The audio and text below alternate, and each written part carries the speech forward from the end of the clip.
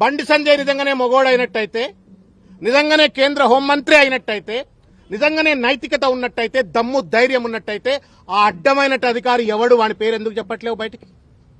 ఎందుకు ఆ రోజు అధికారంలో ఉన్నటువంటి ఒక ముఖ్య నాయకుడు ఆ సదరు అధికారిని బీదర్కు పోకుండా ఆపిండు అని చెప్పని బండి సంజయ్ చెప్తా ఉన్నాడు. దమ్ము లేదా బండి సంజయ్ నీకు? చెప్పు, అధికారి పేరు చెప్పు. ఆ రోజు ఉన్నటువంటి ఒక ముఖ్య నాయకుడు ఎవడో వాడి పేరు చెప్పు. వాడి పేరు చెప్పవు, వీడి పేరు చెప్పవు. అడ్డమైనటువంటి ఒక వెధవ లెక్క నువ్వు ఇష్టం వచ్చినట్లు ఇవాళ కేసీఆర్ గారి పైన నిరాధారమైన ఆరోపణలు చేస్తే న్యాయమా బండి సంజయ్ అని చెప్పని ఇవాళ నేను ప్రశ్నిస్తా ఉన్నాను. ఇవాళ దేశ అంతర్గత రక్షణకు బాధ్యుడైనటువంటి ఒక హోంశాఖకు మంత్రిగా ఉండి కుక్కతో ఒక గుండ్రాయి కట్టినా చక్కగా కాదన్నట్టుగా ఇవాళ బండి సంజయ్ గారు వ్యవహరిస్తా ఉన్నారు. ఎలుకతోలు ఎంత ఉతికినా నలుపు నలుపే గాని తెలుపు కాదు అన్నట్టుగా ఇవాళ బండి సంజయ్ గారు వ్యవహరిస్తా ఉన్నారు. అల్జిమర్ వ్యాధి ఉందేమో బండి సంజయ్కి, అర్థం కావట్లేదు.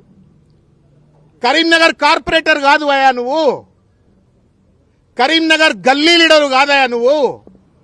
ఢిల్లీలో పార్లమెంటు సభ్యుడివి, ఢిల్లీలో కేంద్ర మంత్రివి. కరీంనగర్ కార్పొరేటర్ కాదు బండి సంజయ్, నువ్వు కరీంనగర్ ఎంపీవి. ఈ సోయి మరిచి ఇవాళ ఇష్టం వచ్చినట్టు మాట్లాడుతా ఉండు. నేను